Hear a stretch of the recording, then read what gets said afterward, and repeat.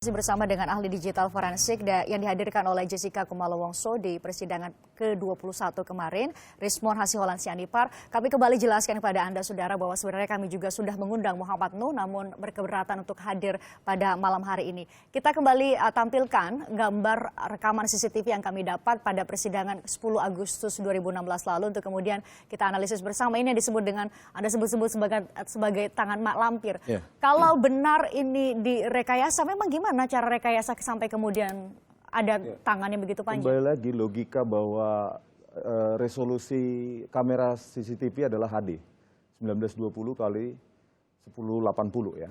Itu tidak mungkin menghasilkan gambar yang blur seperti itu. Jadi kami menduga adanya proses cropping ya, cropping. Setelah cropping di resize ulang untuk menghasilkan resolusi kembali ya, menambah resolusi.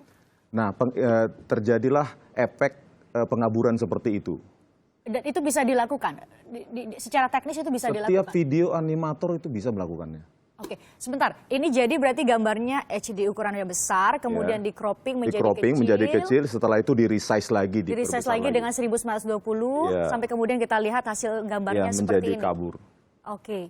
Terus kita lihat di situ sebaran intensitas itu memang sangat cukup seragam ya, dibandingkan dengan kontur tangan ya, lengan tangan bagian atas yang inheren gitu. Jadi itu kita duga adanya satu manipulasi manual gitu untuk menggerak-gerakkan itu. Jadi menimbulkan ilusi seperti menggaruk tangan. Ya. Tapi Pak Rismon, kami tidak, kalau secara kasat mata kami tidak melihat ini di saat 10 Agustus 2016 ketika ditampilkan.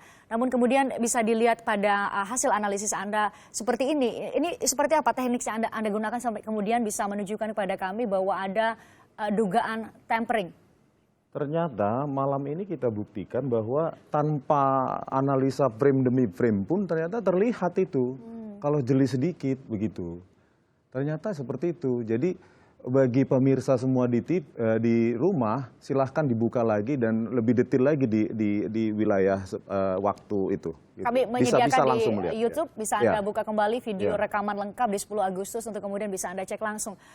Kita minta penjelasan nih, beda antara 25 frame per detik dengan yang 10 frame per detik itu seperti apa? Artinya ada yang berkurang 15 frame per detik. Artinya ada informasi yang hilang. Begitu. Informasi yang hilang? Informasi yang hilang karena informasi yang tersimpan di dalam 15 frame tersebut tidak ada di dalam CCTV. Anda bisa menjelaskan dengan gambar yang Anda bawa juga malam ini? Silakan diputar. Kita tampilkan, saudara. Ini untuk kemudian membedakan secara sederhana, saudara, karena ini kan teknis betul, Pak Rismon. Jadi kami orang awam tentu akan... itu 25 frame per detik. Ya kan? Oke, 25 frame per detik. Setelah itu diputarkan yang lain. Oke, kita masih usahakan. Kita putarkan kembali, saudara. Nah, itu 25 frame per detik. Yang satu lagi diputar. Terlihat? Coba putar yang satu lagi, 15 frame per detik. Oke.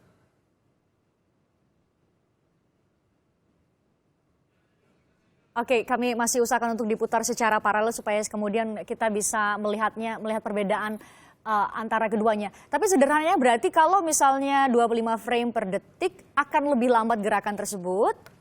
Tapi kalau dikurangi menjadi 10 frame per detik berarti akan lebih cepat.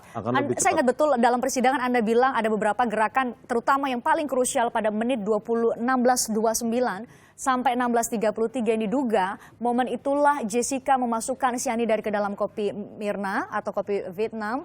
Anda sebutkan bahwa kalau dilihat dari analisis itu artinya sangat cepat seperti gerakan tinju. Bisa dijelaskan? Ya, di situ ada pergerakan piksel ya, terang yang diduga seperti lengan. Jadi, tetapi ketika kita kalkulasi dengan frame ya, analisa frame demi frame, itu hanya butuh 2 frame begitu. Jadi kalau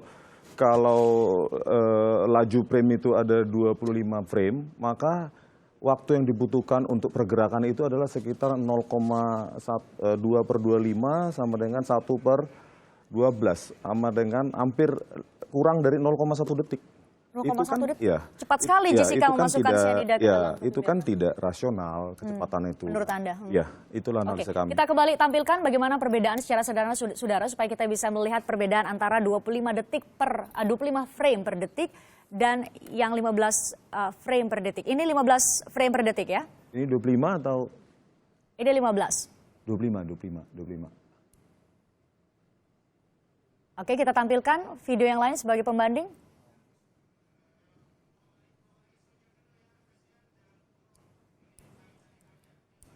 Oke, kita masih mencoba untuk ya sebenarnya ada video lain. memutarkan. Jadi ketika gelas itu disampah pada saat 25 frame per detik itu informasi botol atau apa itu sampai ke atas meja. Tetapi ketika diputar menjadi 10 frame per detik itu botol itu tidak sampai sini, jadi mengambang situ. Artinya ada informasi yang hilang akibat perbedaan laju frame tersebut, begitu. Itu yang dibuktikan dalam dua video tersebut. Tidak hanya kemudian berpengaruh pada laju. Ya, laju frame itu memengaruhi informasi yang didapatkan. Jadi semakin rendah laju frame, maka informasi akan banyak yang hilang. Gitu.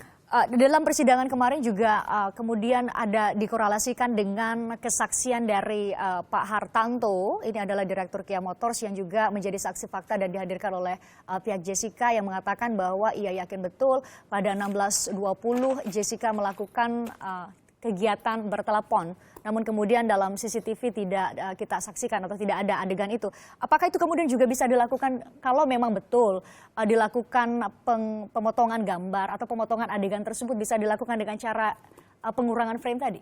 Ya, kita menduga pengurangan dimensi frame dan pengurangan laju frame itu kami duga untuk memudahkan pengeditan dan penghapusan frame. Itulah mungkin yang terjadi ketika ada saksi mata yang melihat Jessica menelpon itu hilang dari ini. Bisa saja akibat tempering, ya, teknik tempering seperti itu, pengurangan reduksi ukuran frame dan reduksi laju frame. Bisa saja juga pembuangan frame tertentu gitu. Jadi ada dua dugaan kami. Dugaan ya. Dugaan. Ya. Pak Rismon, ini pertanyaan terakhir. Saya sebenarnya merencanakan menanyakan satu pertanyaan ini kepada dua orang, Rismon Hasiolan dan juga Muhammad Nuh. Tapi saya punya kesempatan untuk menanyakan ini kepada Rismon Hasiolan Sianipar. Anda dipertanyakan mengenai keterangan Anda di persidangan. Anda seorang ahli digital forensik, Anda disaksikan oleh banyak orang, oleh ribuan orang yang menonton sidang ini secara live. Anda bisa mempertanggungjawabkan keterangan Anda di muka persidangan kemarin meski berbeda betul dengan keterangan ahli sebelumnya? Ya, kami menggunakan 4 data yang terbuka bagi publik.